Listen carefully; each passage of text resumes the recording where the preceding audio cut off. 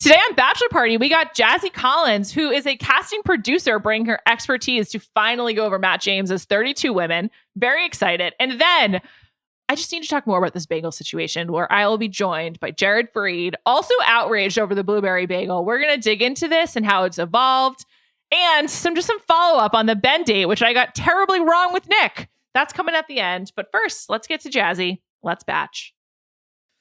This episode is brought to you by Reese's Peanut Butter Cups. All right, it's official. I think I've discovered the ultimate coupling of all time. Like any good relationship, they really balance each other out.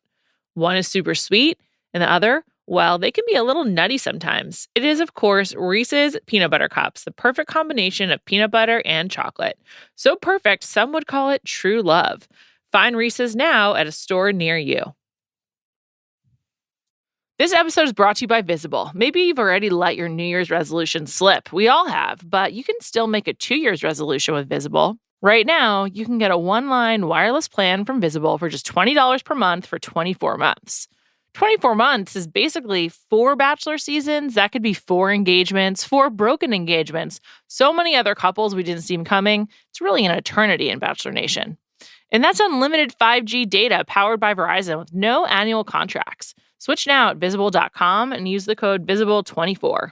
Don't miss out. Offer ends January 31st. New members only. Promotional rate with service on the Visible plan. For additional terms and network management practices, see Visible.com.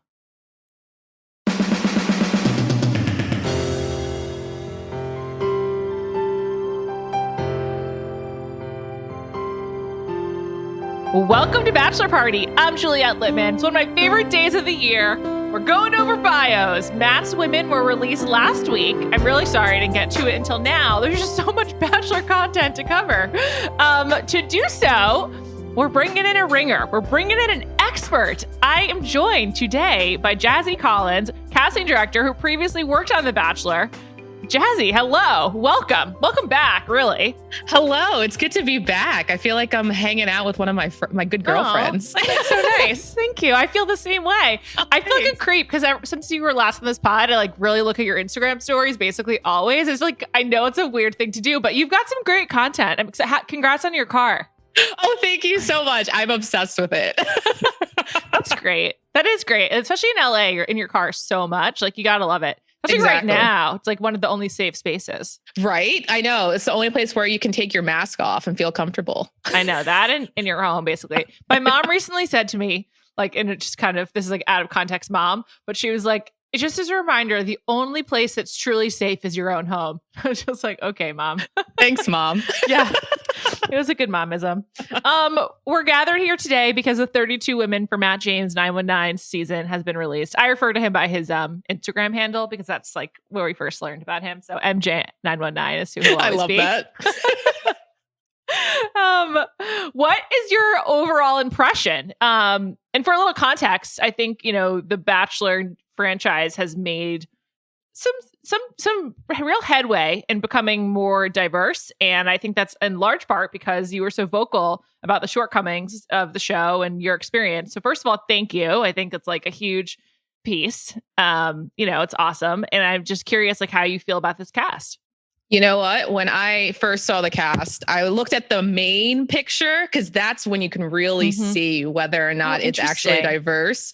And I was impressed. I was really impressed. They did have a little bit more extra time to cast this season. They also told people a lot earlier that hey, Matt James is going to be the Bachelor. And I think that also spawned a lot more people to probably apply. And they had the opportunity to have more of a diverse cast to actually choose through. But I think I counted. Now, there's some people that are probably more white appearing, so I may have gotten it wrong. 17 people of color in the cast. I think that's correct. Yeah. That's more than half, I bet. Yeah. Yes. One more than half. That's correct. Yes. So, because of that, I was very happy with that. But we'll dive into each specific person and we'll get into it. We will. I'm excited. This season with Tayshia and Claire, the guys have been awesome, and it actually reminds me a little bit of Colton season, where the women really carried that season. Tayshia and Claire, because of the way it's been broken up and just the sort of the structure of the season, Tayshia's been an awesome bachelorette. She's sort of very convivial. Did you cast Tayshia? I did. I didn't specifically cast her, but I was there when she was cast. Interesting. Yeah, she's been a really good Bachelorette. Like, I think people are just really enjoying her. But the men have like really shined because it's just different. Like, they're just more substantive. They're older.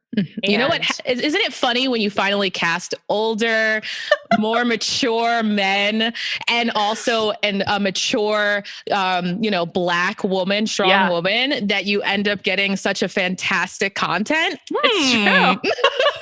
She's unflappable. Like, a lot has been thrown at her, and it takes it all with grace. It's pretty impressive. She also was on Higher Learning with Rachel Lindsay and Van Lathan, and like just sort of talked about like how she wants people to talk about her and her racial identity, and talks a lot about like wanting to also be discussed as a Latina. And it's just like been it's just been really cool. Just a very different, refreshing season. And I hope that continues. I mean, it's going to be interesting because Matt is like kind of unknown, whereas Tayshia, people, except for the guys on her season, everyone knows Tayshia. The guys don't know her. It's hilarious. Yeah.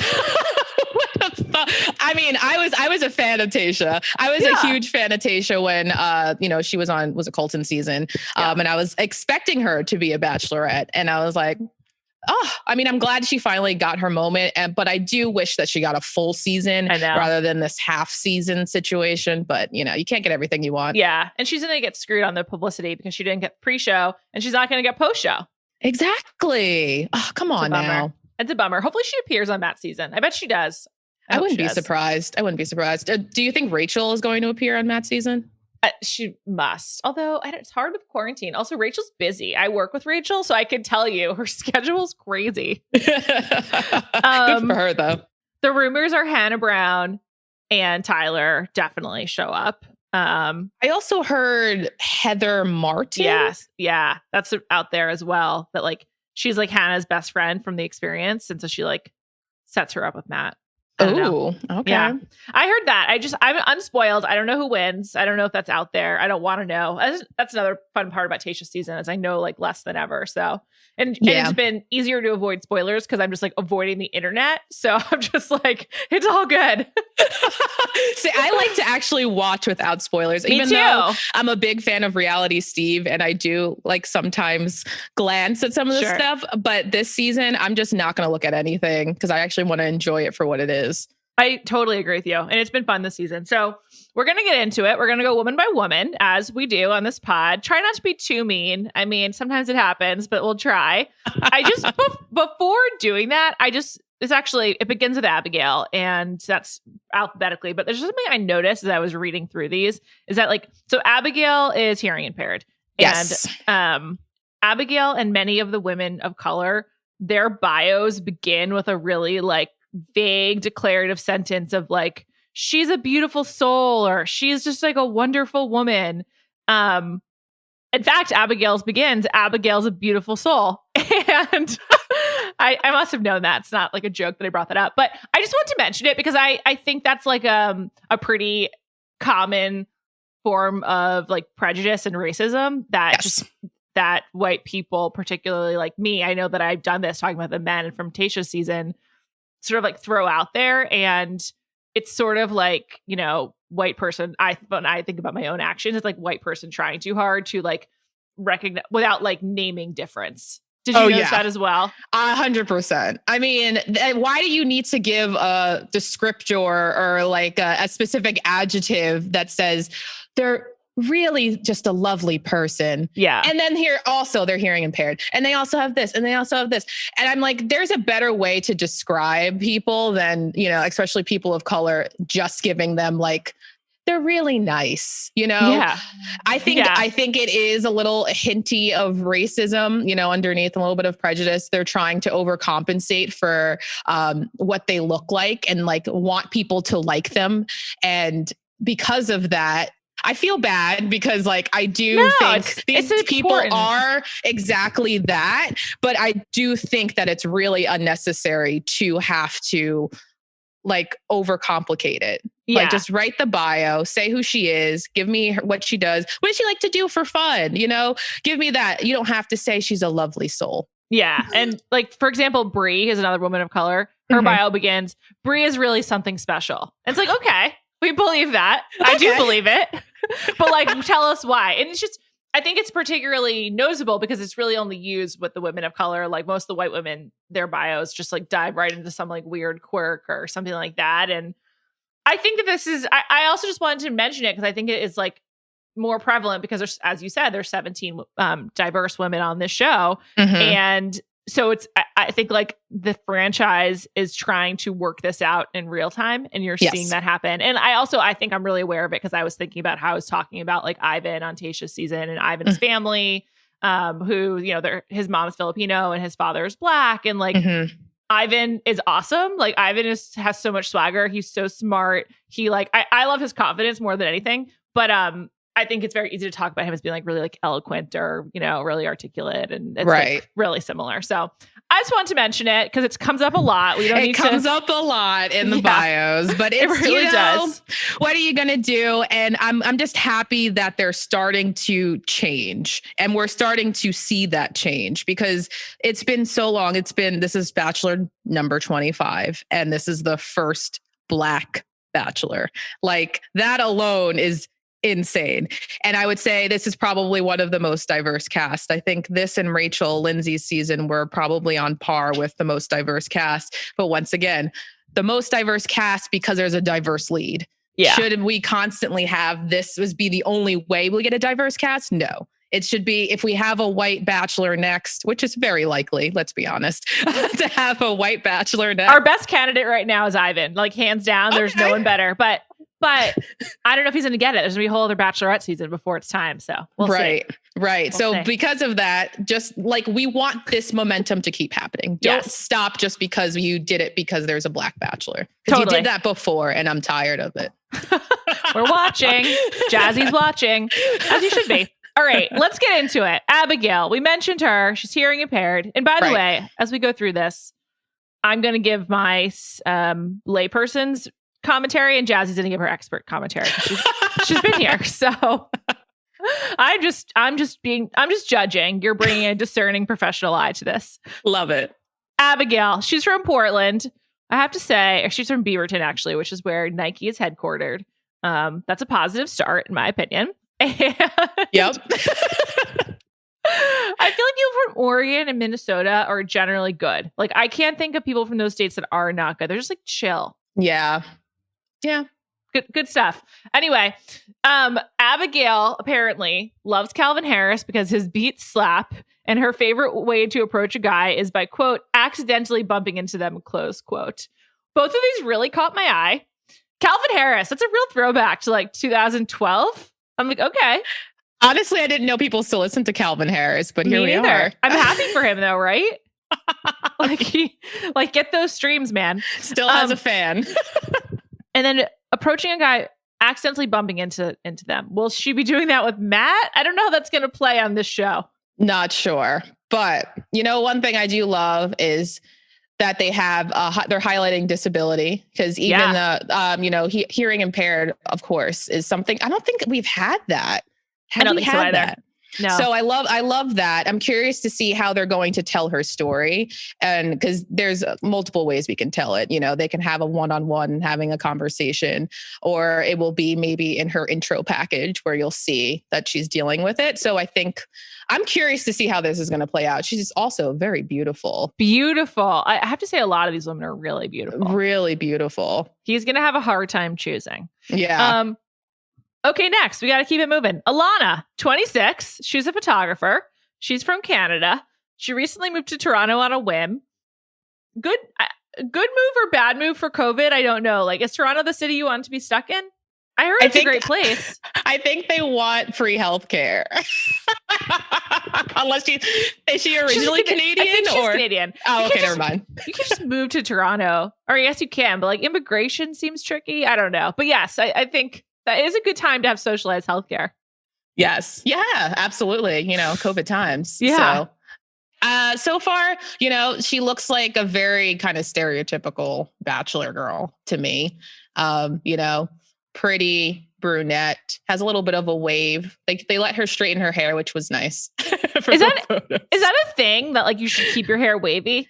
I don't know. For some reason they all had that wavy foot, like for a long time. That was long time, and I'm like, it's nice to see some straight hair. But she's great. I mean, she looks great. She's a Canadian, which is nice because we've had Caitlin Bristow was a Canadian, and she was great. So I'm excited for her.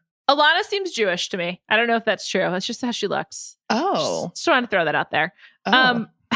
Alana loves to spend the holidays with her mom, making fettuccine from scratch and watching The Holiday.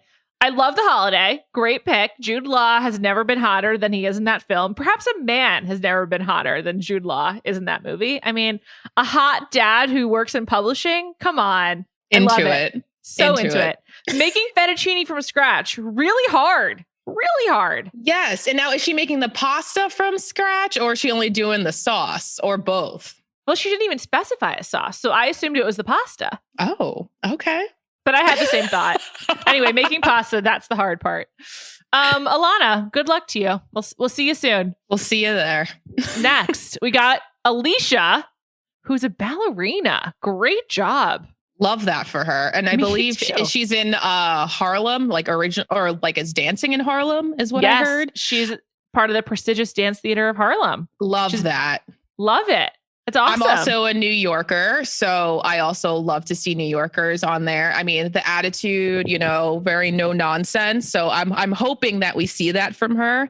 I also love her job. Like, I hope she just starts dancing. I'm excited for her. As we get more substantive people who like have real careers, I'm just like, why are you going on this show? Like, stop it. Like, just like keep doing you. It seems like it's going great. I don't get it. Well, right now, because of COVID, a lot of dancers are actually out of work. So this might be a good time for her to do the show. Great point. She had a really good idea for what her best date would be. I loved this. She said that her ultimate date consists of a day on the boat drinking champagne and eating from a thoughtfully curated charcuterie board, followed by shopping and a romantic dinner at one of New York's best rooftop bars. I mean, this is a great date, but I've got some questions. Where is this boat that she's then going to a rooftop bar in New York? And is she on like the Hudson River or the East River, like New York Harbor? Like, what's going on? I'm just wondering.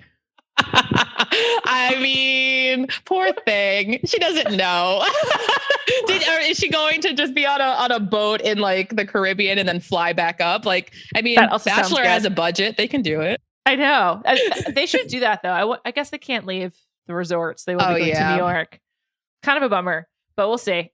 I mean, although, I think if they can do it right, that the like one location can work. It's been rough with Palm Springs because it's like just so hot and like just always like looks exactly the same. But I'm more hopeful for the Pennsylvania resort. We'll see. I know, because seeing people sweat at Palm Springs was kind of rough. I feel bad for them. Like this week, no way you could hide that. This week was out of control. There was so much sweat. Like, just so much. I felt bad for everyone, but I was happy to see it because I was like, why aren't we seeing them sweat? We know it's so hot. So I got my wish. All right. Next, we got Amber. She's 30. She's a nursing student from Costa Mesa, California. And to me, she looks just like Alicia Cuthbert in the movie The Girl Next Door. Have you ever seen that? I have not seen that, but now I need to look it up. It's a great movie. She plays a porn star who like moves next door to some suburban kid. And then like the suburban kid falls in love with her and tries to like save her from the porn industry. Now I need to watch this. It sounds It's a iconic. Good movie. It is a good movie.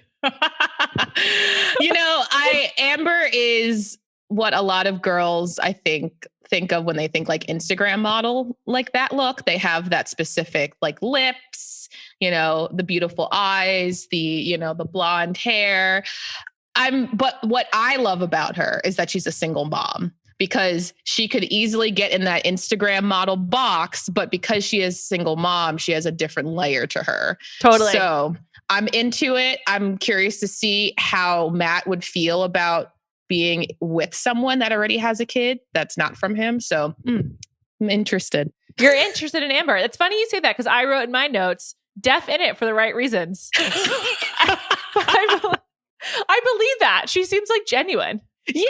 I mean, like she's definitely more than meets the eye. If I just saw her picture, I would have been like, she could have been on Love Island.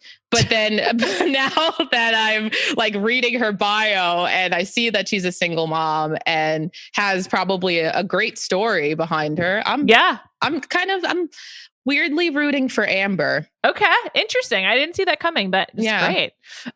I just want to say I don't want to like be the one to break this to her, but she says her dream is to live on a big ranch somewhere near a lake surrounded by trees and to rescue every animal she comes across that needs a home. But she also said her dream job would be to take care of beluga whales because they just make her so happy. Again, the geography here doesn't make a lot of sense. You can't do both of those. It's one or the other, Amber. Yeah, exactly.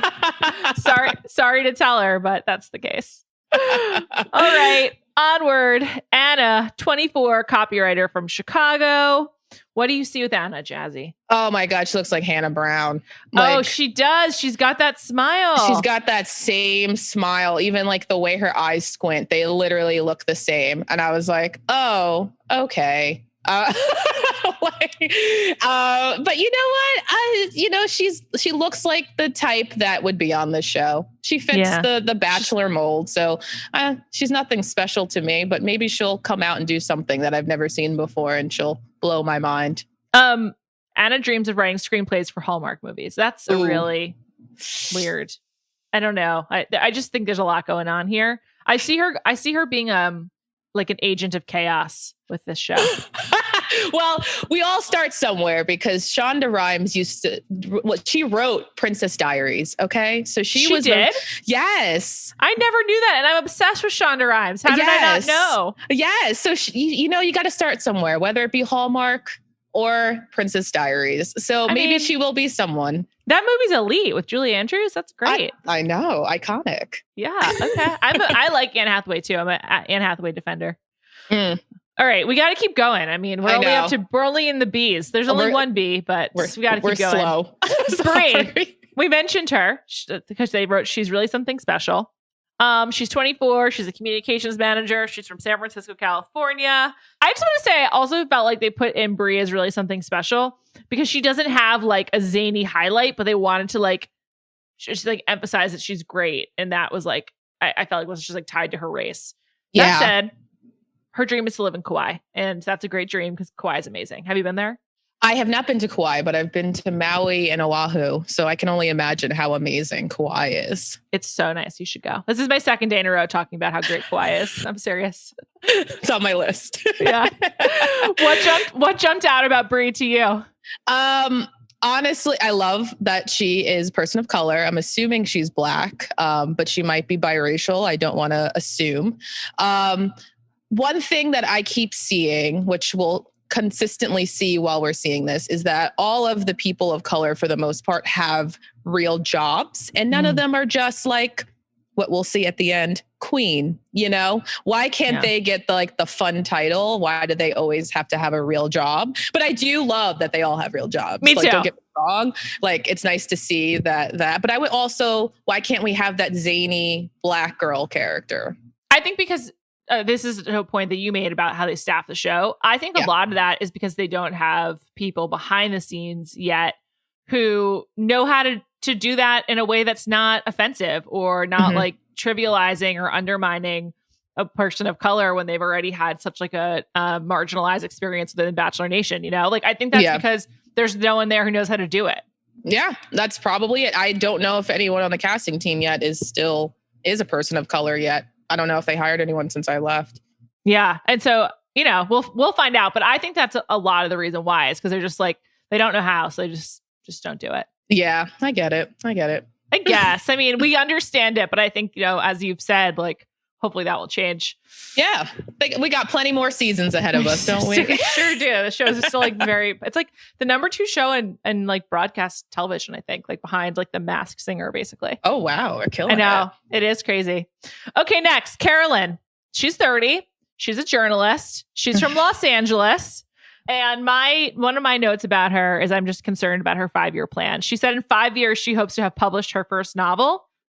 I don't know. She's going to lose a lot of time to this show, which is going to eat into her ability to pull this off. And also publishing a book is really hard. Set reasonable goals. Set ones that you know you can meet. I agree. Carolyn has also been engaged 2 times. Yeah.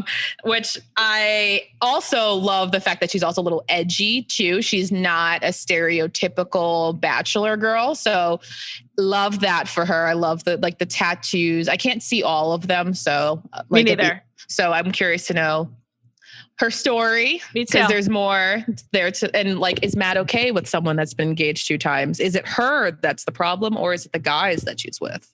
I have concerns about Matt, just in general. Not as a bachelor, because I'm really excited about it. I just think that I don't know if Matt's ready to get engaged. From what I've seen, I don't know that he's ready to get engaged. Also, he says he's never been in love before, which is fine. I don't actually think that's a big deal. But I just feel when he should get to enjoy it. If he does find it, instead of having to rush to the altar. Yeah, I wonder if this is actually going to end in an engagement. I think they'll probably still have the ring situation, but is it going to really be an engagement? Oh my gosh, I'm going to get married very soon. Or is it going to be kind of like a Colton and what's her name? Cassie, there we go. Sorry. There are too many people. Colton and Cassie situation where, they're together and we'll see what happens. Yeah, we'll see. TBD.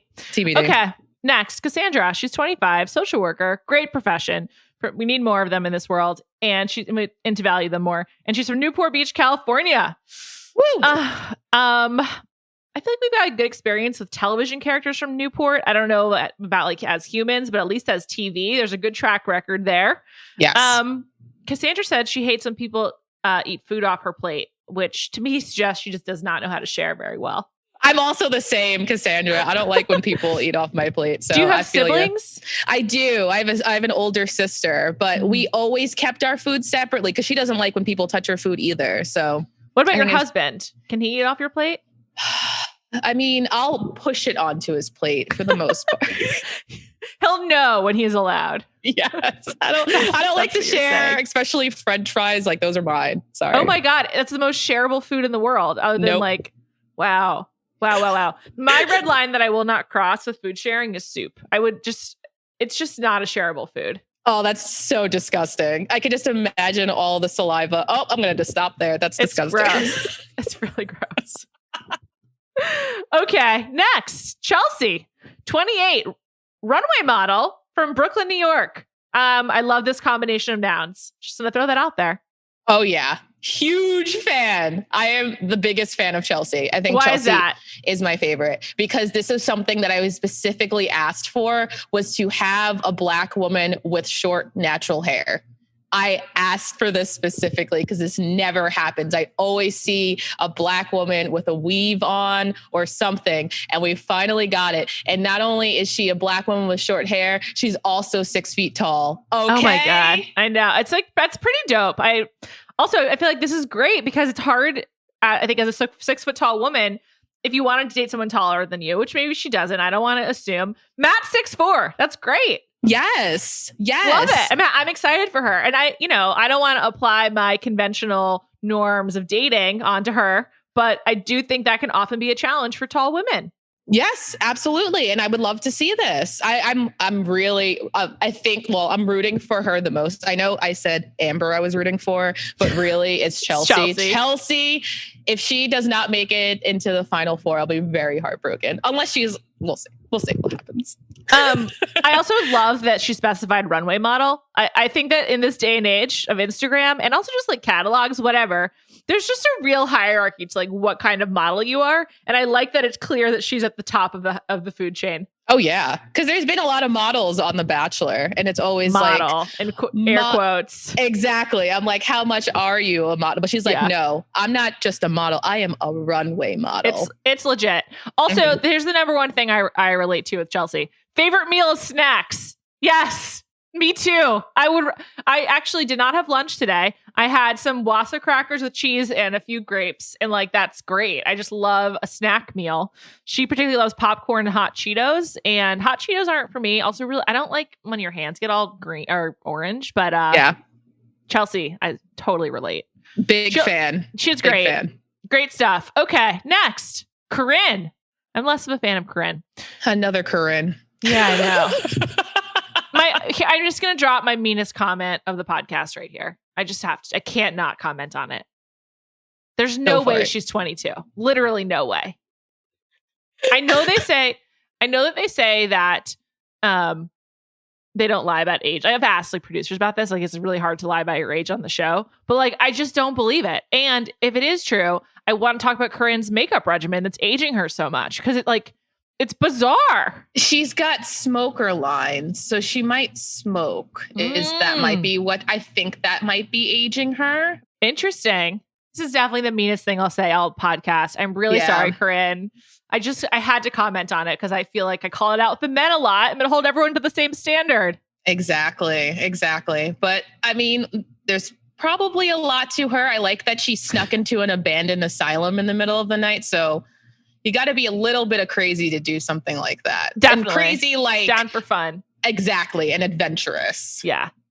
Okay. Corinne, I'm sorry to have judged you so harshly. We'll meet you soon. Farewell. Yes. Next, we have Imani, who looked really familiar to me. And I think it's because there was some spoilers around her, but I don't know what they are. I'm just like, oh, she just looks familiar. That's all I got. Here's the fun fact about Imani. Imani was in the running for Love Island. I did her interview. Really? Love Island US or UK? Love Island US. Oh, wow. Interesting. Yes. So how does that happen? Like, does she apply to many reality shows or is she like in a pool that many casting directors know about?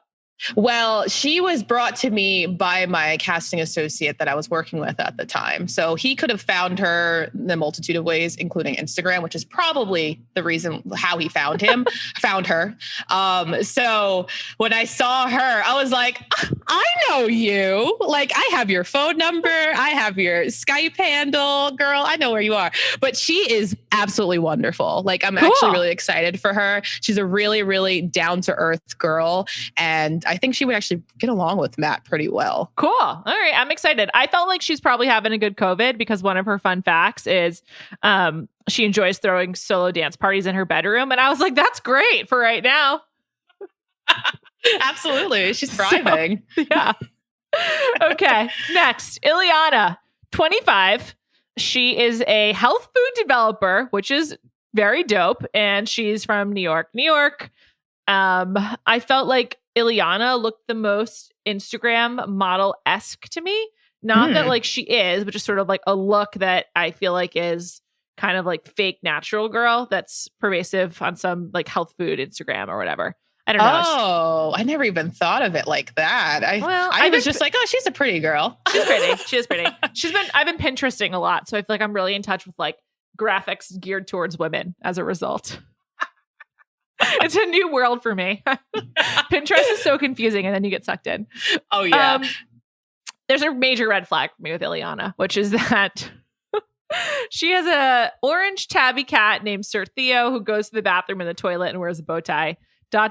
He's very sophisticated. Why is that a red flag for you? That's not normal.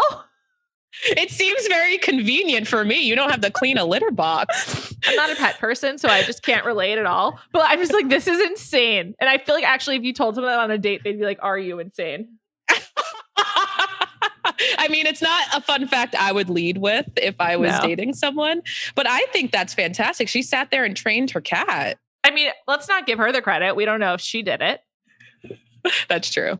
Someone did. Maybe she inherited him that way. I don't know. I don't even know if that's proper language. Anyway, I just found that alarming as a non-pet person. Did anything else about her stand out to you? I also like that she was on a synchronized ice skating team. Yes. And I wish they were they're going to be in Pennsylvania. I don't know if they'll actually be. No, because they filmed it during the summer. So it's not going to be cold enough for them really to ice skate. They filmed in fall. Still, I don't know if it's cold enough, but it would be a really cute date. If she goes far enough, that could be a good like fake hometown because it's similar to like Tayshia, where they had to each like plan a date at the resort. That would be cute. Yeah. She seems like nice. I don't know. I'm totally like projecting. I also am like, she just looks like she looks like SpawnCon to me. I'm just gonna say it. She feels like she's like the kind of like post that gets fed to you. Maybe we'll see. We'll check her Instagram in like 6 months. Yeah, exactly. I will say I haven't like researched these people because I just didn't. The only thing I went to the Chris Harrison video for was pronouncing their names just to make sure I didn't mess anyone's up. Oh, that's smart. Yeah, I watched it a couple of days ago, and you don't get I always kind of dread them because they're like so long, and he like gives way too much. Yeah, he gives way too much information that I just don't really care to hear. I'm just like, just give me their name, age, what they do, one fun fact, move on. Yeah, so this is the perfect length bio. They did this for Claire and Tayshia's, guys. I'm really glad they brought it back. This is the perfect amount of information. It's enough for me to judge them. It's enough to build a podcast around, but it's like, you want more information, you know? Yeah, absolutely. Leaves you wondering. Next, Jasenia, 27, social media marketer from San Antonio, Texas. Jasenia loves escape rooms. Okay. Interesting. Right. Who doesn't? It's like a real thing to do these days. If you have a real passion for it, though, like move to Los Angeles because it's a huge escape room scene for you, available on the weekends or whenever you want to do it. Yes. I also saw in her little intro, they had her say hola, which was like very like cringy to me because I'm like, oh, they're just really driving it in. She speaks Spanish. And I was like, but excited to see a Latina. Yeah, absolutely. Absolutely. Next, Kaylee, she's 26. She's a hostess from Chicago, Illinois. I have like no feel for Kaylee. I couldn't really like get a sense of who this person is. Me neither. What does that say to you? Like, how did she end up on the show then? It almost feels like, okay, well, she's not bad, but she's not great, but she can fit possibly in this mix. So let's just throw her in there. But she doesn't really stand out to me. And if she doesn't stand out to me just based off bio and photo, her personality must be fantastic. And that's why I'm not seeing it. But based off the photo and like the bio, I'm just like, okay, like, let's see, we'll move on. That's interesting. That's interesting insight. Cause I would have gone the other way and I've been like, she must go home like immediately because we just get so little info about her. I mean, the one thing about casting is that personality is always like the top notch. Like if you want to get on the show, you cannot be a beige wall. You have to be someone you're sitting in front of a beige wall. So it's very funny. But you can't be like that. You have to have a lot of personality and especially something for the show, you like for The Bachelor, you really want to find someone, you want love, you want to put yourself out there. So if I'm just seeing her based off of this and I'm like, okay, she has to have a personality and we'll see. Yeah. All right. We will see. Next, Katie. She's 29. She's a bank marketing manager from Renton, Washington, which is where I believe Microsoft is based, in case anyone cared. One disturbing fact about Katie is that she once planned a dog flash mob that got a huge turnout. The dog piece of it, fine. I don't even want to get into that. But just like planning a flash mob, I can't imagine doing that. I just feel like I probably couldn't be further from Katie. Flash mobs in COVID world just give me anxiety. Oh my God, so true. Have you been having that experience where you watch TV and you see people like in close proximity and you're like, what are you doing? Yes. Now I'm like, wow. Like the fact that we used to be this close to all like people all the time, like is insane. I know. I really miss it. I just miss going to parties so badly. I love an event, you know? Me too. I love an event. I used to just be available for all party invitations and generally would say yes. I mean, it's not used to. I'm still available for all of them. I just miss them so badly. Me too. I really, really do miss it, but we'll get there eventually. You're right. We will. And it's also one of the reasons why, like, I think watching the season will be fun is because it just is like, it's escapist. You're like, you guys get to hang out. That's so nice. Yes, absolutely. Katie, I don't know why. She reminds me of Becca. Yeah. She's got a little bit of the same look and the same hair. Yeah. I think that's a good call. Yeah. But I mean, she looks nice. I love that she likes to go skinny dipping. Big fan. Too. I feel like that could easily happen on this show. So. Oh yeah. Didn't Corinne like take off her shirt? Or her bra or something. So in the pool in front of everyone else. Yeah. I feel like Katie's gonna go far. I don't know why. It's just a vibe I'm getting. I like her plain green shirt too. Just working for me. I like her. Next, Kayla, 28, healthcare advocate from Durham, North Carolina. Kayla only likes camping if she is glamping. Kayla, I could not agree with you more. I do not understand camping. I think it's like, what is the point of sleeping on the ground? I love camping. Okay. Why? I like being outdoors. I enjoy. Okay, me too. But it's like, there's something different about like laying on the ground, and it feels almost like primal is the best word for me. So you're just really getting back to nature and you love that. Yes, I like it. So, but glamping is fun. So I'll give her that. I prefer that. I mean, I sleeping on the. I'm a really bad sleeper, so just making it even worse. I'm just like, I don't get it. Yes. I also noticed she is wearing a necklace that has Africa on it. Yeah. Yeah. Is she African? Is she Nigerian? Oh, interesting. I guess we'll find out. I mean, Kayla is a unique soul that is driven and passionate about the health work she does in her community. That was another one. I was like, okay, a unique soul. Kayla is Black. Like, we get it.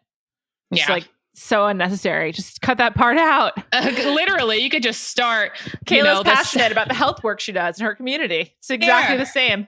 Exactly the same. We didn't lose anything. No, we did not. But that's a good point about her necklace. I didn't even notice it. Mm-hmm. Can't wait to find out more. Me too. Kayla, I feel like I'd like to hang out with you. You won't make me sleep on the ground. That's like really how I judge all these people. Is like, well, do I like you? Or like, do I want to have fun with you? All right. Next, we got Kimberly. Yes, she is also very pretty, I think. Yeah. Kimberly said, don't take her on a date to a cemetery because it's a hard pass for her. While I like kind of would agree, although I don't know, I feel like a nice like park like cemetery could be cool. Is that like on the table? Like, is that like a common date that she needs to be afraid of? I have never heard of that before in my life. Has she gone to a cemetery before on a date? Like multiple times where she has to now be like, this is not something I want to do. Well, this did happen on Vanderpump Rules, which is that Stassi and Beau got engaged in a cemetery, but that was like very, very specific. So I did assume that she watches that show based on this bullet point. I forgot to say she's a 28-year-old airline recruiter from Seattle. I just thought that was like super weird. But okay, Kimberly, it's good to know where your line is, where your boundaries are. And she doesn't like guys that are into foot fetishes, which is like very specific. I mean, I would agree. I don't get the foot fetish thing. It's obviously like a real pathology. I don't get it. I've never like interrogated this with someone who has this fetish. No, I don't judge fetishes. Yeah. So if you're into it, you're into it, but it's just not for me either. Yeah. I mean, and that's totally fine. I just like that she's very clear about what she does and doesn't want. Yeah. She knows, so a woman who knows what she wants. Absolutely. Anything else about Kimberly or shall we move on? Let's move on. Kit is famous. Kit's mother is Cynthia Rowley, the fashion designer. Oh, yes. I didn't know that. Yes. So she is like, I don't know, fashion entrepreneur. I believe it. I don't want to undermine her work, but she started on third base with that one. So wish her well. I'm just like not interested in Kit as a result. It would be better if we didn't know that. But also she's 21. She's too young to get married. Yeah, she's really. And how old is she's living at home? Matt's 26. I think 28. Right. He's 28. Is he 28? Okay. Yeah, 7-year age difference. I just feel like anyone that's not in their mid-20s is not going to relate to him. Yeah. And just like for her, I'm just like live life a little bit more. Yeah. Yeah. And like her fun facts basically show how young she is. Can surf in high heels. Cool. But like, all right. And then she has a horrible resting bitch face. Okay. A lot of women do. It's fine. And then men in flip-flops make Kit mad. Like, there's nothing more. Yeah, that's it. No depth here. Whatever. Goodbye, Kit. Let's move on. Kristen is 27. She's an attorney from Virginia Beach, Virginia. So far, almost all of the lawyers who have been on this show are great. Like, obviously Rachel. Andy Dorfman, good lead. Enjoyed her on the show as well. Yes. More recently, Riley is a lawyer on Tayshia's season. And I think everyone now loves Riley after this week. Mm-hmm. It's like we got a good track record with these attorneys. So that's wonderful. Yeah. Kristen said in her bio, or someone said in Kristen's bio, that she needs someone who isn't afraid of being openly affectionate because with Kristen, personal space goes out the window. I felt this was a very literal interpretation of personal space. Totally right. Okay. Good to know, though. Good to know, Kristen. She also does not share food, so this is a common thing. They must have been asked this, right? Like, how do you know how this information is generated? Like, where does this come from? I do, but I don't know if I'm allowed to say. All right, I won't wake you. They used to upload these full questionnaires, and I loved that. Loved it because you could like see all of their answers. It was a lot of info. It was like a lot to parse. It was difficult, but it was fun. Yeah. Anything else about Kristen? There's not a lot there in like her bio. I'm just curious to see how I know she's going to be awesome. I have a feeling like, I love that she's an attorney. Me too. She looks like she does not take shit from anyone, which is exciting. I feel like the lawyers are good on the show because as a result of like having to go to court and whatever, you're used to speaking in front of an audience or speaking in public. Like you like literally have to work on your public speaking skills, and that translates very well. Yeah, absolutely. I'm excited for her. Me too. All right, Lauren. Lauren's my top pick for a friend for me because she talks about reading quite a bit. I'm just like, that sounds great. I like that you have picks for friends. Yeah, well, what else? What else am I doing with this show? She's a Florida girl through and through, and she mentions her book club. So I'm just like, cool. I like Lauren. It's not even the Florida part, but I'm just like, say who you are. That's great. She's also another attorney. So yes, exactly. Two Black women that are attorneys. And I'm like, okay, I'm into it. I like it. I'm excited. I am too. I wish that she had better fun facts, but I know it's hard to do a fun fact about yourself. Like if you were to be like, okay, what's your fun fact? What would you say? I'm sorry to tell you that I actually have several in reserve that I bring out in times like these. So I've got a few go-tos. I can tell you a couple if you'd like to know. Just give me one. I'm named for Julius Erving, the basketball player. Oh, okay. That's cool. See? You would cast me. I'd get you with my facts. Yep. You're on the plane. I was in a sorority at college and I hated it so much. And when we'd have to do icebreakers and like fun facts, I just like despised it. So at that point, I like built up like a reservoir of facts that I could just bring out at different times because it was protection device. Oh, that's incredible. I like that. I mean, my fun fact isn't really that great, but what is it? I used to be a competitive dancer for about like 16 years. Wow. And that was fun. It was a moment, but what do you think of cheer? You know what? I love Cheer. I was a big fan of that show. I'm also sad of what happened, after the fact. Poor Jerry. But loved that show because that's where you really see competitive, like how competitions really work, because Dance Moms is more on what I was doing. Like I was going to competitions and stuff like that in the dance world, but they showed way too much drama. That's not really actually something that would happen at a dance competition. It was all contrived. So seeing Cheer and seeing it in like a docuseries moment, I was so into that. That's awesome. That's really cool. I didn't know that, but now I'm glad I do though. Fun fact. I do feel like the competitive dance world focus on like the dancers would be really good. Yeah. Yeah. I mean, let's develop a show. Let's do it. Okay. I feel like perhaps I'll take you up on that. Let's move on. Next, we have Maggie. Maggie, I felt like they were trying to just like make her personality like being Ethiopian, and like that was it. Oh, yeah. And interesting that she doesn't live in Ethiopia now. No. And they put that as that's where she's from, which I think was really interesting. I think it was like, oh my gosh, we have a first Ethiopian. Let's put it for everyone to see. Yeah. And it's something that should be celebrated. I'm very excited about that. I'm also like, I think she's one of the oldest women. Yes. Chris said she's the oldest one of the season. Yes. So I'm into that. I love that. So I also love that she runs a nonprofit that like supplies shoes to her hometown. Like a lot of things about this girl sound really, really fantastic. And how can you not like her? Totally. Yeah. She seems great. I mean, I wrote in my notes that she seems great. Feels like she's being positioned as the Ethiopian, but like she does seem great. And that's why it's frustrating that she also gets painted into a corner a little bit, because if they didn't try to like, be like, look, we have an Ethiopian here, then you'd be able to just celebrate her without having to like navigate the way that they positioned her. Exactly. And there was another girl that had an African necklace on. So now I'm like, was she also African? And then you just skipped over her because she wasn't born in Africa. And I'm like, come on. Yeah, I know. It's frustrating. Also, she's a pharmacist, which is a cool job. Like, I'd like to know more about that. Chris Harrison was very effusive about her. So hopefully she'll be on the show a lot.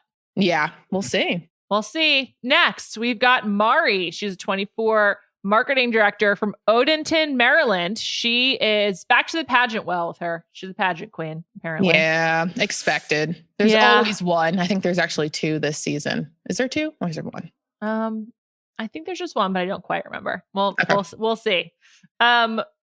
She also says that she loves she can work completely remote because she can't wait to have kids and wants to be a working mom that shows young women they can truly have it all. I thought that was sweet. That was like a nice thing to include and a positive spin on like remote work. Although, are you doing remote work with your jobs? I am. I'm fully remote. I mean, casting could always be remote, and I think they're just realizing it now. And they're like, "Oh, we don't have to pay for office space for you guys." I mean, on the one hand, it's nice, but on the other, it's just like there's no separation of like space leads to no separation of like mental space either, which I find very challenging. Yes, I agree. All right, now we got Marilyn, 28, event coordinator from Studio City. She just is like really committed to making the world better. I thought that was nice. That was like kind of like her bio. Also, she noted she loves Disneyland. These Disney people on the show, I just feel like it's such a thing that I don't completely understand. It's a cult, and I'm probably going to get hate for this because I just don't understand people over age 25 that are obsessed with Disneyland. Like they get dressed up, they do like Dapper Days and all, or they'll have like a wedding that's Disney themed, which I've been to before. Like I just don't have words for it. I don't understand the cult, but do you? I don't get it either. It's a real, particularly people in Southern California because they have easy access to it. Love Disney. Like love. Love it. People who grow up in Southern California just have a totally different relationship with Disney than like everyone else in the world. And like, I don't get it. I kind of respect it because it's like so regional. So it's so hyper local. And yet Disney is like the most famous thing in the world other than like the Kardashians and like Kim Kardashian, basically. Yeah. So I don't get it. It's just like, but it's just a thing. And you know, she is in fact from Studio City. Well, there you go. She's grew up doing Disney. But here's the thing, like Disney World is so much better than Disneyland. I haven't been to Disney World since I was like 7. Unfortunately, I've been to Disneyland several times as an adult. I'm embarrassed to say. I hate it. I just like I don't care for it. It's sort of like being trapped in an outdoor IKEA where you're just like, how do I get out of here? And there's so many people around. I'm more of a Six Flags fan because I'm a huge roller coaster fan, and there's not really roller coasters at Disney. Yeah, there's the Matterhorn. I am really into water parks, actually. They're like, I know people say they're dirty, but I feel like there's so much chlorine in that water that it's actually like chemicals. It's not even dirty. It burns your eyes just being near it. Just love a water park. Have you seen the movie The Way, Way Back? Probably not. No. It's set in a water park. It's good. Okay. Next. MJ. She's 23. She's a hairstylist from Hudson, Ohio. And I wrote in my notes, MJ's Instagram come to life. This is like, I know I said that about the other woman, but this is like really just an Instagram person to me. She loves disco music and says it's her favorite music to dance to. That's like quirky, but not too quirky. MJ says the best trip of her life was camping in the Sahara Desert. I'm like, okay, sounds a little familiar. And MJ enjoys a good spicy margarita. These are all just sort of like bottled in a lab to be like a interesting person. Yeah, you're totally right about that. It's very basic, but yeah. I like her hair. Beautiful. She's very pretty. Love her smile. I do like this like more natural look they have with a lot of these women this season. Me too. Me too. I appreciate that they've been kind of sticking to like a natural look versus going like a whole lot of lip filler or, you know, Botox and stuff like that. But totally. I'm into it. God. That's a real problem for me with the Housewives. I don't like to look at their faces. A lot of the women on the Real Housewives of Salt Lake City, like Meredith. I don't know if you watched the show at all. I do. Oh, it's so upsetting. Like Meredith was like a really like beautiful woman. And I don't know. It's like she just decided she couldn't allow herself to age. I don't know what it is, but I find it like intensely depressing. It's not only her on the show. Like Heather is similar. Yeah, they all get a lot of Botox and their faces don't move. You can't see really any expression, which is odd to me. Also, like, to try to like hide from aging is first of all futile, and second of all, what's wrong with aging? I don't understand. Why do we like try to? I just don't get it. I understand like the fountain of youth is a thing, but like this reality TV obsession with like having a frozen face to look like permanently like 42 years old really bums me out. I don't like to look at it. I completely agree. I want to see your face move. Yeah. That's it. What's wrong with a few wrinkles? It shows that you've lived life. I don't think there's anything wrong with that. Yes, I agree. As I get older, I just fight harder and harder to like allow people to get older. Like I'm just like Bachelor 23-year-old. I don't care about it.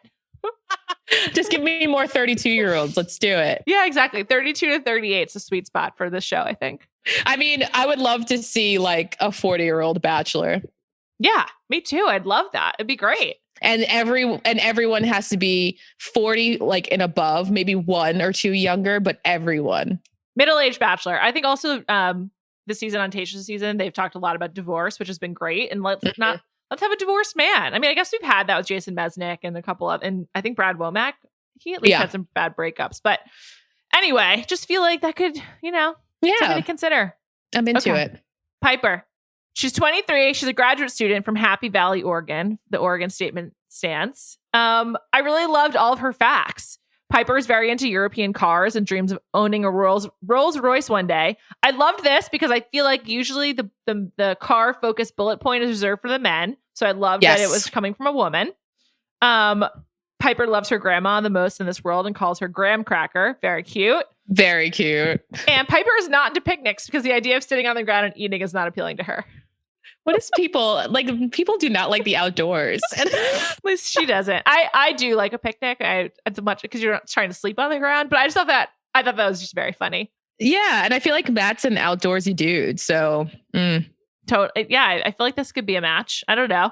Again, Piper's another Black woman, I believe, and in her bio begins, "Don't discount Piper. It's just a pretty face because there's way more to this stunner than meets the eye." Yes, love the natural hair. Would love to. I'm still waiting for a Black girl with 4C texture, but we'll get there. The closest one we've got was a girl that has shaved head, so you can't really see her texture. It's true.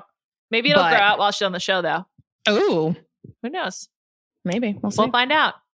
All right, next we got Rachel. She spells Rachel in the alternative way with the extra E, which I always enjoy. Mm-hmm. She is a 24-year-old graphic designer from Cumming, Georgia. Rachel's favorite way to pass time is by doodling. I don't know what to do with that. Me neither. I feel like we all doodle. Yeah. I'm actually really bad at it. I write my name over and over again, but it's still a doodle.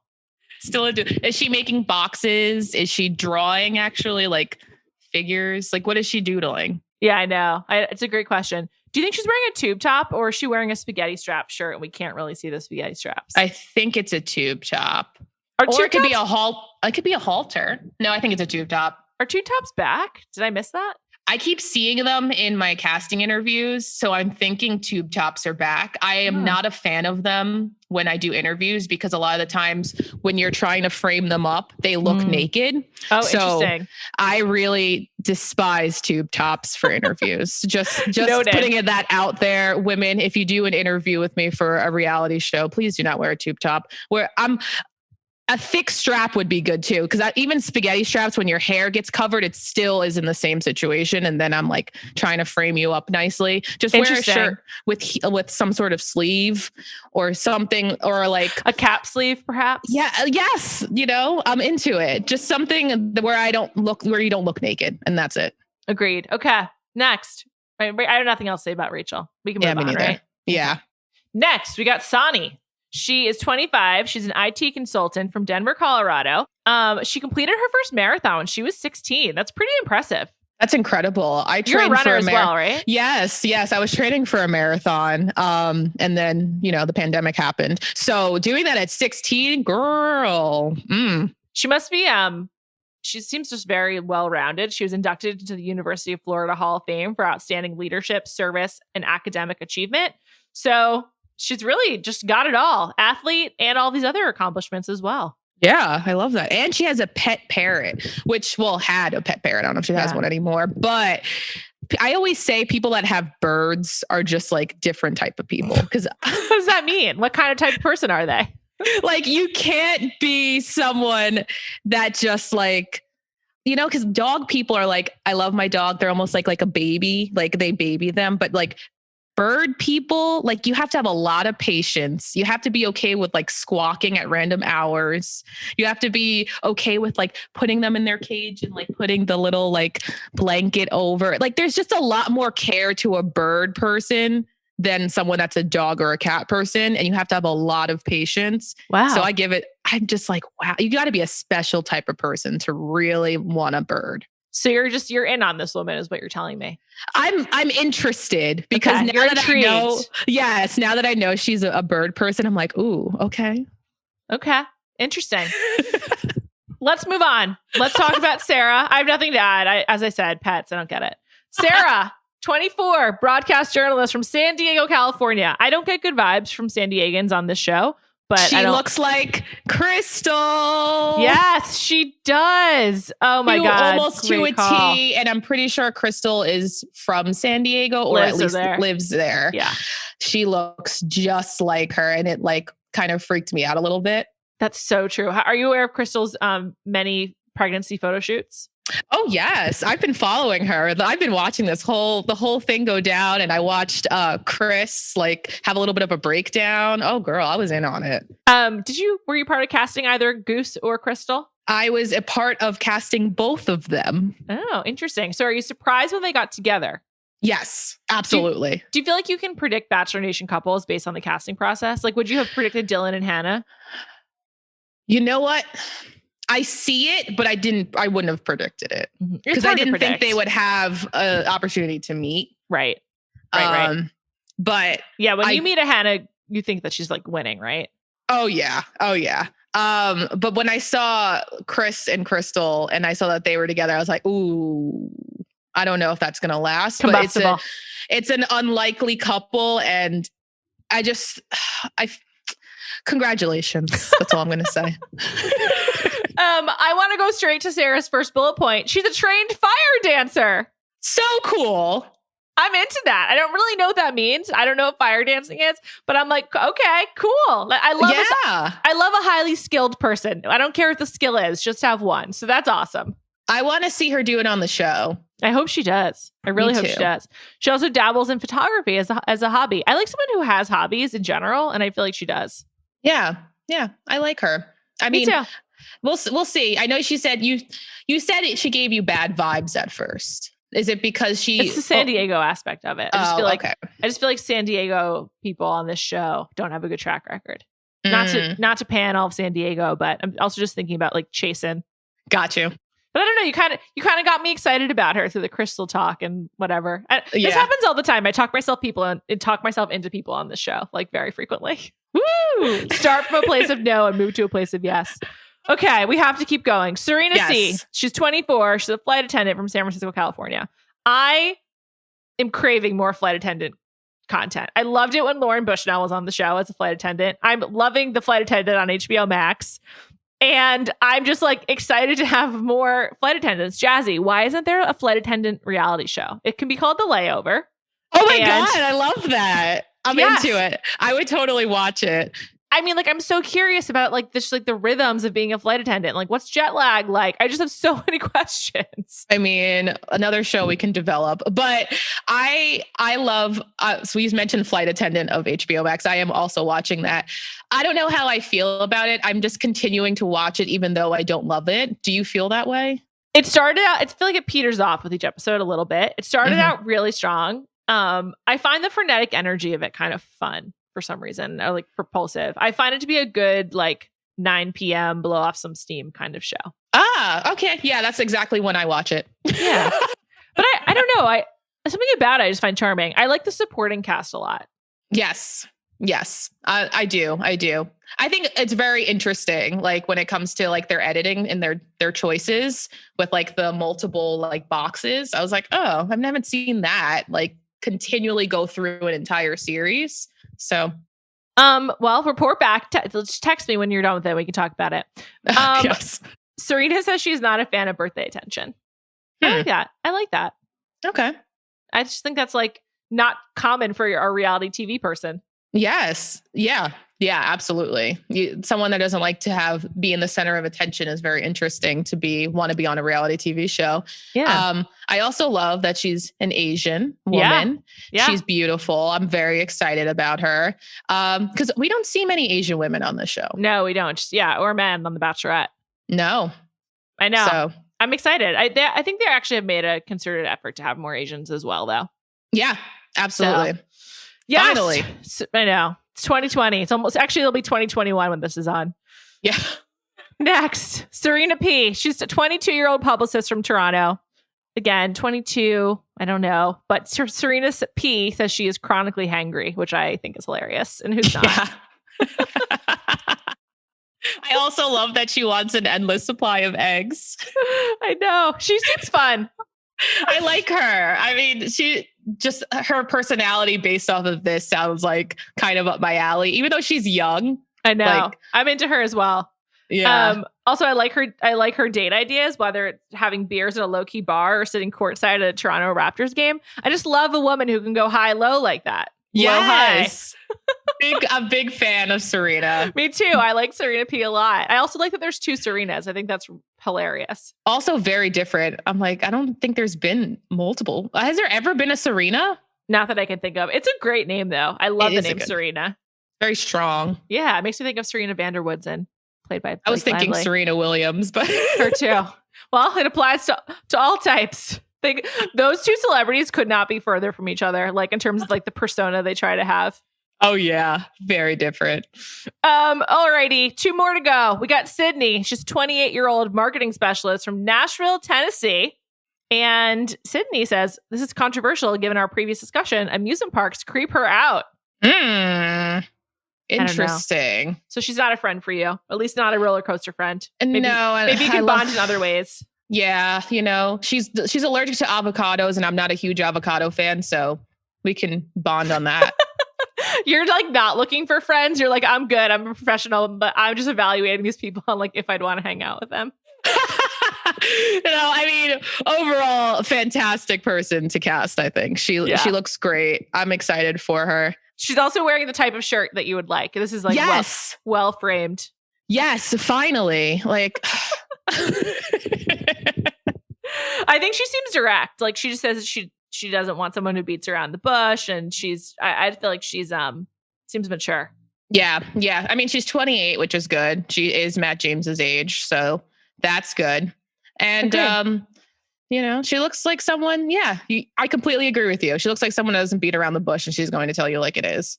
Can't wait to meet her. Last but not least, well, maybe she is. We don't know.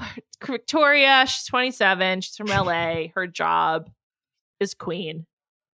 I mean, let's just read her bio. Victoria, or Queen Victoria, she likes to refer to herself, has outgrown her once upon a time jet-setter lifestyle, but not her sense of grandeur. I mean, this is another like straight out of Instagram. She lives for the perfect Aperol spritz. The light of her life is Coco, her golden doodle, and her biggest turnoff is a man who can't keep his room clean. It's just like, this is not for me, Victoria. There has to be one in every season.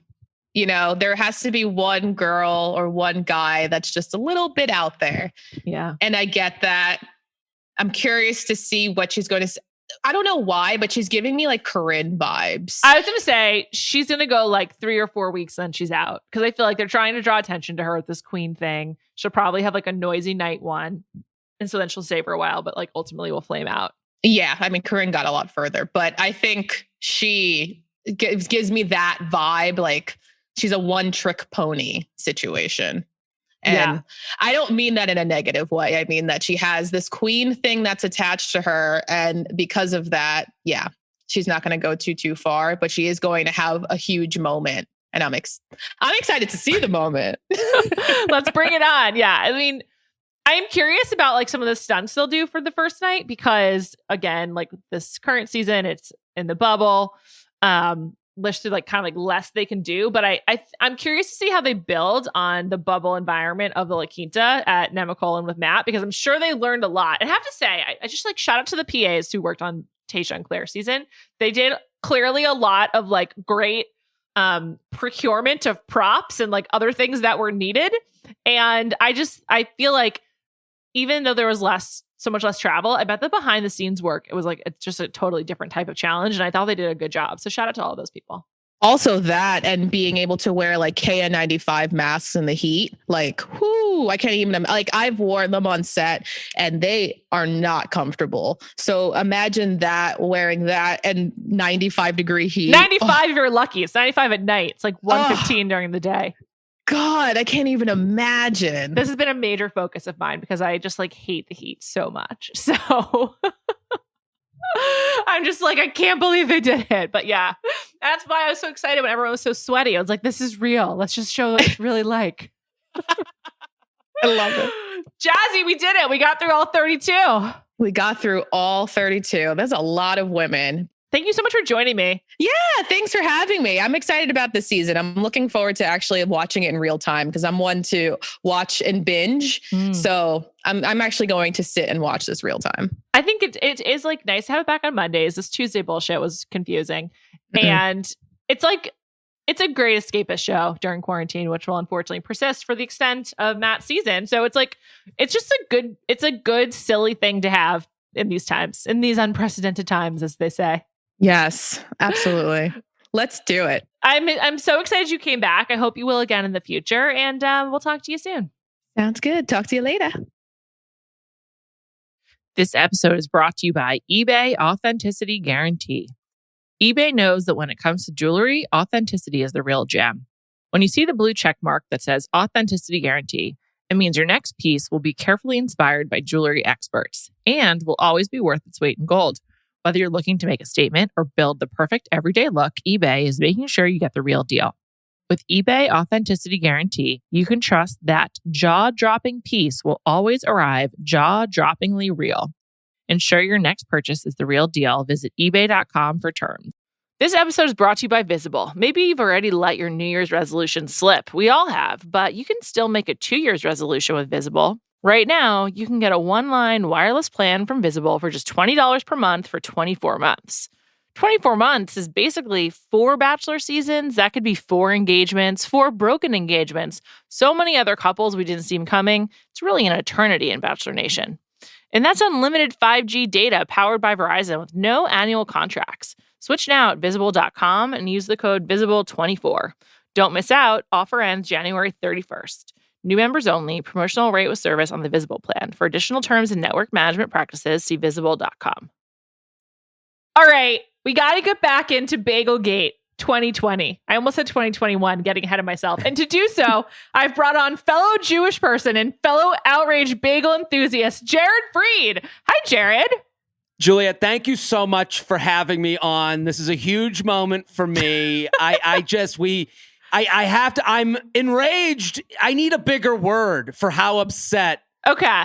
Yeah. I mean, I feel the same way. So Jared on his Instagram at Jared Freid, Freid, which we were discussing. That's right. Check him out. He does live screens. Is that what you call it? I call it the live scream because I sound like a grandma. Live screens on the Instagram. Yeah. Is that way you do it? I call it the live scream because I scream at my TV on Instagram stories every episode of The Bachelor and Bachelorette. And yeah, so it's moments like these that I live for because in the moment, yeah, you're fucking outraged. And Jared and I both live in New York. It's we could just do a whole like Jewish person in New York podcast. We'll do it another time. But this bagel conversation just hit so close to home. It's like I think that I'm sorry to interrupt, but I think that podcast is called "Where'd You Go to Camp?" Yeah, totally, 100%. Where did you go to camp? Cedar in Maine. That's where I went. Maine camps. I'm a New Hampshire girl. Camp Walt Whitman. Yeah. Oh, okay. Yeah. The names all say, yeah, they're clumped by region. So I was a Maine camp person. Yeah, you're Maine. Is that co-ed or all boys? All boys. We would have the Maine camps are single sex. New Hampshire co-ed. It's a free for all. Just kidding. Although if you meet someone from Camp Walt Whitman, they'd love to tell you about Rock Time. Okay, let's move on. So So, as we all know, the shocking choice heard round the Jewish world on Tuesday night. Yes. Zach takes Tayshia on his date. That's like simulating what a day in New York would be like, which I liked. And they go to like, yes. I'm already mad because so I was already mad when the date started because Zach is like, let's have a New York City date. And you're like, Zach's a part of this problem too. It's not just Tayshia. You're gonna go on a New York City date, and then he's basically saying New York City is like out of West Side Story. He's like, I gotta teach you how to hail a cab. Hey, I'm walking here, and you're like, dude, no one does that. It was very much like New York on a studio lot. Like I was like, this is like the Paramount lot. This is the Sony lot, and this is the La Quinta. But like. It was obviously outrageous. It was completely, the hailing the cab thing was like kind of funny. My mom used to like be upset that I knew how to hail a cab as a child. She's like, that's not right. You're too young for that. So I was just like, thinking about that. But like, this was like designed to make annoying people like us who are going to be like, well, let me tell you about New York. Dude, let me tell you about New York. My good friend Allison Leiby, who's a hilarious comedian, just had a tweet go viral where the tweet was about a bodega and how do people not know what it's like to go into a bodega and pick up a bunch of things. And it went viral because all these people were like angry because they were like, oh, we got 7-Eleven. And it's like, I know as New Yorkers. I just want to say, I love 7-Eleven. There's a time and a place and a huge space in my heart for 7-Eleven. Love. Although I'm mad they bought White Hen. I miss White Hen, RIP. But it's not the same. It's just not the same. It's not the same situation. It's also a joke. But anytime we get into this New York versus the world thing, there is an elitism that people want to fight against that we absolutely sound like right now, which I understand. Yes, it's fine. We're just going full annoying person right now. But here's the thing. Here is the thing. Sure. Blueberry bagels are not a thing. And I was very clear about this. You were very clear about this. Yes. And this clarity of thought has ignited a controversy. And there's so much pushback on like, yes, blueberry bagels are a thing. Just because they exist in the grocery store. Mm-hmm. Or at some bagel emporiums does not mean they are a thing. I will tell you, they are still not. A blueberry bagel has no space in the true bagel world. I'm with you 100%. I want to ask you though, did she say she puts blueberries on the bagel or does she prefer a blueberry bagel? This was the confusion that I had while watching the scene. That's because this concept is so distasteful to you, you can't even conceptualize it. I'm like, how could she be how does a blueberry get here? So like, I'm mad at Zach for even having blueberry as an option. I'm mad at the producers for like putting that out there maybe. And when she said blueberry bagel, I was with you. I was like, okay, there's 6 types of bagels that I'll allow. If I was on a date with a woman and she was like, yeah, I'll have a blueberry bagel, I would be like, hey, excuse me, we're over now. We are broken up. Gotta go. I'm going to tell my parents, my mom who's complaining about the accommodations at the La Quinta right now, she doesn't have to meet you anymore. She can leave. She can go home because this isn't worth our time. If you're going to say anything other than everything bagel with chive cheese and lox and a tomato and onion and capers, then we have a problem here. I'm glad you said there's 6 types of bagels because I'd like to list them. Number 1 is plain. It's plain. Very similar to it's plain pizza. It's not cheese slice. It's a plain slice. Plain bagel. I'm with you. Onion. I'm in. Love it.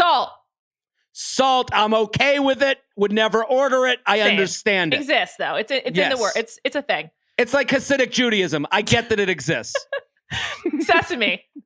Love it. Great. Poppy. I'm okay with it. I was wrong. It's 7. We've got 2 more to go. You're right.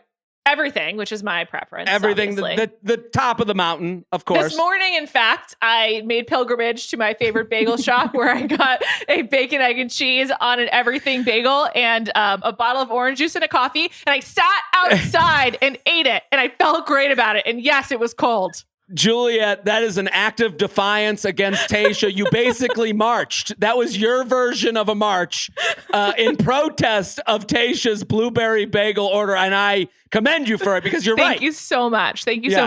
And then finally, And least, it's not last but least, it's finally and least, there's the cinnamon raisin bagel, which I do not like and think that this has opened the door for these crimes against bagels called blueberry bagels. This is the problem, is that in 2020, we don't have discussions with nuance and context. What happens is, this is every argument. This is your aunt on Facebook that goes, well, that's just my opinion. Well, your opinion is wrong. Your opinion is one person out of a million. There's a point, we get into this thing where we're like, don't generalize. But there's a point where the generalization is there for a reason. So when we sit there, the cinnamon raisin, and I'm with you, I'll allow it. I'll allow it, but I don't like it. Yeah, I don't like it, but I understand. Again, if it comes in with the big bag of bagels, as long as it's in its separate bag inside the big bag of bagels,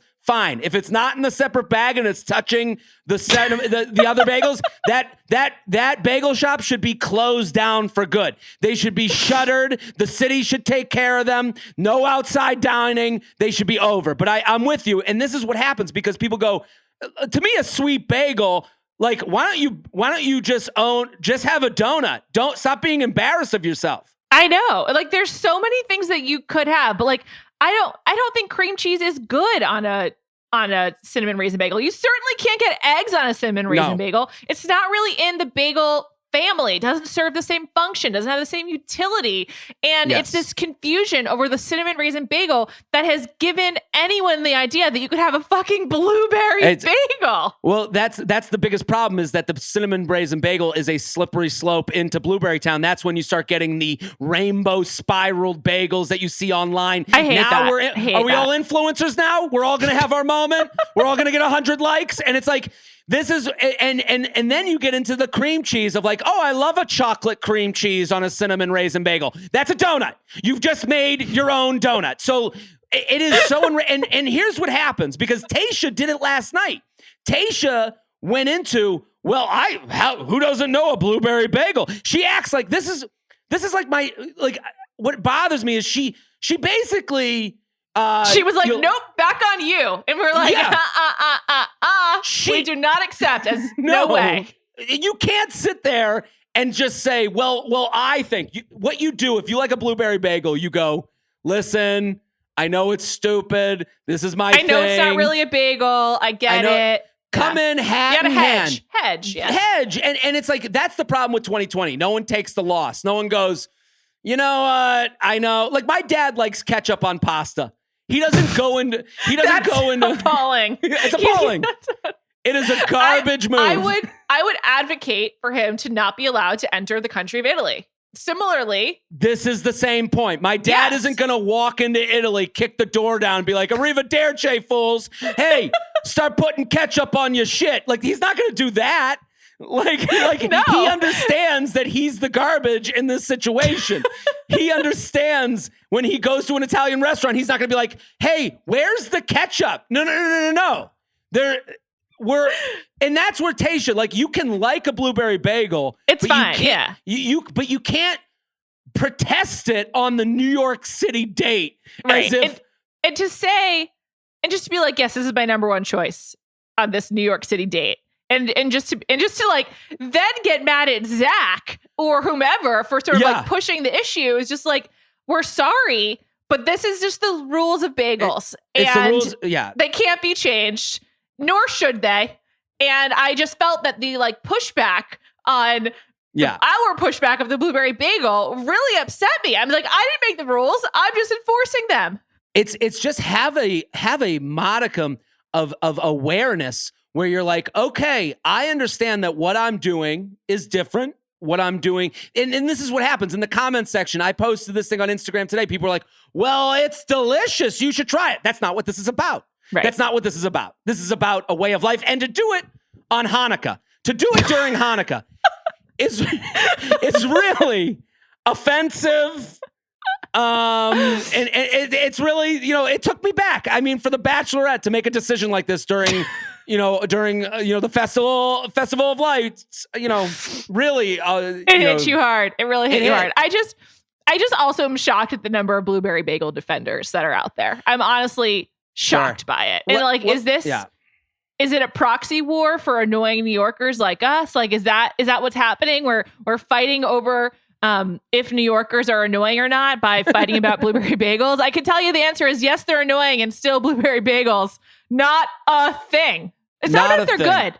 Just to be clear, it's not about if they're good. It's just not a thing. And also, I doubt they're good, but that's besides the point. That's where the problem lies. And that's the 2020 of it all, where it's like, no, I like it. No. Be aware that you like something that is not a thing, that is not a part of it, and just own that. Like every comment has to be made in broad strokes when it doesn't deserve broad stroke writing, and I've seen the same thing as you, and it's so funny to me, and I'm sure you feel the same way, how mad I get when someone is like defending this position. Oh my God. I've spent more time on Bagelgate than I have any other part of this season. I mean, it's like the most shocking thing to happen in this season. I can't get over it. Yeah, I can't get over it all. And it's like, what's next? We're going to, next Tayshia's going to be telling me to put blueberries on my latkes on top of the sour cream. I'm going to be like, okay, we've gone crazy. That kind of sounds good. Blueberry pie filling on top of a latke with sour cream actually sounds good to me. It actually sounds good to you, but if it's not served at a party, you're not going to go, where's the blueberry pie filling? That's the difference. There was like an assumption, like, of course there's blueberry bagels here. Like, of course it's part of the spread. I've never seen a spread with blueberry bagels, good or bad. It's just, I've never seen it. And I live for a spread. I will travel for a bagel spread. I will have it sent to me. When I was in college and when I lived in California, my mom would mail me bagels all the time. Like, it's specific, and I don't think that with specificity should be held against it. Yeah, I'm with you 110% because these are cultural things. They're not even, I mentioned Hanukkah. It's not a religious thing. It's a cultural feeling of warmth that you are now attacking with blueberry bagels. When you see, I literally, when you described the spread, I saw the spread. Oh my God. I saw the granite. Just like my grandma just died, but I've got a great spread here. That's the thing. A bagel spread is put out at times of family, of grief, of happiness, of all the other emotions. So you're attacking our emotional center. I see the granite countertops that my parents had. The 90s countertops. I can see it all. Adam Sandler and uncut gems in the back of your head, and you're just like, no blueberry bagels. Yes. No blueberry bagels. Again, it's a feeling, it's a warmth, and it is being attacked. And, we shouldn't have to take it. And it's really, I've never been more frustrated at a Bachelor or Bachelorette episode in my life. And I watched many of Ari. I know, but you want to know what? Ari would totally pick a blueberry bagel. I could just see him in his Arizona abode just being like, look, I picked up some bagels and they're all blueberry. And you're just like, and him and Lauren would just live their life thinking that was normal. I feel sorry for people like that. Honestly, like, don't hate the game just because you can't play it, Absolutely. Ari probably puts out blueberry bagels for all his showings. And that's why the houses don't sell. I'm with you. Thank you so much. Your support means a lot to me. Can I just ask you one other question? Totally unrelated. Please. Sure. I did this my hometowns episode with Nick Viall. We both somehow missed Ben saying that his father couldn't come because of COVID, because he was a doctor and like other COVID related travel restrictions, which makes a lot of sense. Did you catch that in the episode? I watched Ben's section in particular like many times, like really let it sink in, and I totally missed that. I'm embarrassed. I did catch that he was a doctor, and that's kind of the, doctor, like I got to stay home. I got to, my girlfriend, her dad's a doctor. So like there's been a lot of precaution, extra precaution with anyone that's in it. I did catch it, but it wasn't like a part of the episode that I was like, I wasn't like, it didn't change my opinion on Ben's date. I couldn't believe that he had a Top Chef there. I didn't know that. Like, I was like, I was like, where's this woman from? A family friend. I love Antonia. Love her. I didn't Did you know watch who her that season? was. Oh. So I had no idea. Get into Top Chef. Great show. It's every season. It's also timeless. Just check it out. Anyway, I learned today that Antonia trains at Ben's gym, and that's how they became close. They're just really close. Still the weirdest thing to happen on TV in a really long time. Also, the fact that she just like wasn't explained. It's like Antonia is like known to many people. I found this out because I made a joke that she looks like everyone that's ever been on Chopped.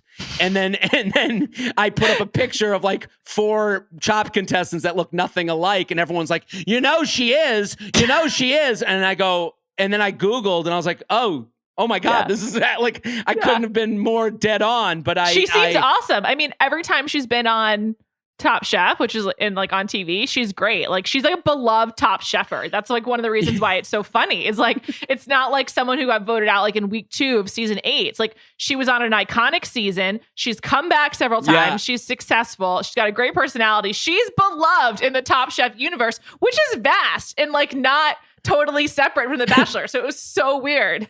I kind of love it. It tells me something about her.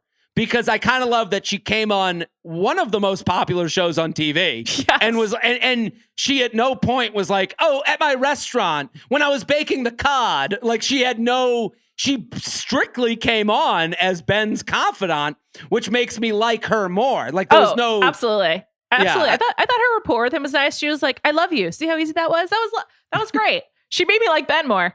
But it was a true friendship. It felt like a true friendship. It was very sweet. Jared Freid, thank you so much for joining me. This was cathartic. I really needed it. You can catch more of Jared on the J Train podcast. And you have been a guest of mine. So if someone, anyone that loves listening to this podcast, they should go listen to the Juliet episode because you were a fantastic guest. We gave great advice. You were amazing. I was so happy to have you on. Thanks. I'm not good in the guest seat, so I tried really hard to like not be too bossy, but you guys can listen for yourself. I thought you were perfect. I love when someone because I love when someone's a podcaster. Like when I'm leaving, you can kind of feel when I'm handing the baton to you. I can feel when you hand it to me. I'm probably worse than you are because I'm just a screamer and a ranter. So sometimes I'm just too loud for my own good. And I apologize if I interrupted you at all today. But you did it. It's just we needed this. We needed to talk about Bagelgate. I'm never going to forget it. It's like one of the most lasting memories from closely watching The Bachelor and Bachelorette. I mean, it hit me in my heart. Did you see the scene? There was another scene and my girlfriend caught it because you have to really look for these things now because, these little moments. One of the Bachelor contestants in an earlier episode was taking the cheese off of his salad. And I think that was Spencer, if I recall correctly. It was Spencer, and he took the goat cheese off of his salad to literally... all he was eating was lettuce. There was no other toppings on the salad. Like these small moments are what like really let you into the psyche of these contestants, of these people. Tayshia will always be Blueberry Tayshia to me. It's just always going to be that way. Spencer was probably thinking to himself, moment on the lips, lifetime on the hips. So I'm on TV. Can't go there. All right, that's Jared, right. Thank you so much. Thank you all for listening. Back on Monday and Tuesday of next week. It's finale week. I can't believe it. Thanks for listening. Thanks again to Jazzy and to Jared, and talk to you all soon.